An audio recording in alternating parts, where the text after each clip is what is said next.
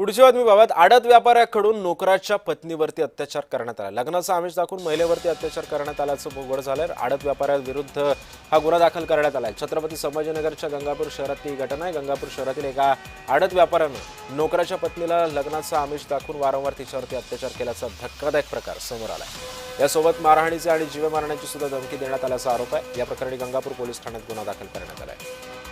या संदर्भात अधिक माहिती जाणून घेऊयात। माझा सहकारी विजय शिडे सध्या आपल्या सोबत आहे। विजय, आडत व्यापाऱ्याकडून नोकराच्या पत्नीवरती अत्याचार करण्यात आलेला आहे, काय माहिती आहे? नक्कीच सिद्धेचे संपूर्ण प्रकरण जे आहे ते छत्रपती संभाजीनगरच्या गंगापूर शहरामध्ये घडलेलं आहे। एक आडत व्यापारी आहे, याने थेट त्याच्याकडे नोकरदार असणाऱ्या व्यक्तीच्या पत्नीवरती लग्नाच्या आमिष दाखवून तिच्यावरती बलात्कार केल्याची धक्कादायक घटना जी आहे ती समोर आली। या प्रकरणी आता गंगापूर पोलीस ठाण्यामध्ये गुन्हा देखील दाखल करण्यात आलेला आहे। जुनेद खलील शेख असं या आडत व्यापाऱ्याचं नाव आहे। तू मला आवडतेस, तुझ्यासोबत लग्न करणार असा विश्वास संपादन करून त्यांनी मागील 1 वर्षापासून त्या महिलेवरती अत्याचार केल्याचा धक्कादायक प्रकार जो आहे तो समोर आलेला आहे। या प्रकरणी पोलीस ठाण्यामध्ये गुन्हा दाखल करण्यात आलेला आहे। पोलीस जे आहे ते आता पुढील तपास जे आहे ते करत आहे। विशेष म्हणजे या फिर्यादी महिलाला जे आहे ते या आडत व्यापाऱ्याने मारहाण देखील केल्याचं त्या फिर्यादीमध्ये नमूद करण्यात आलेलं आहे।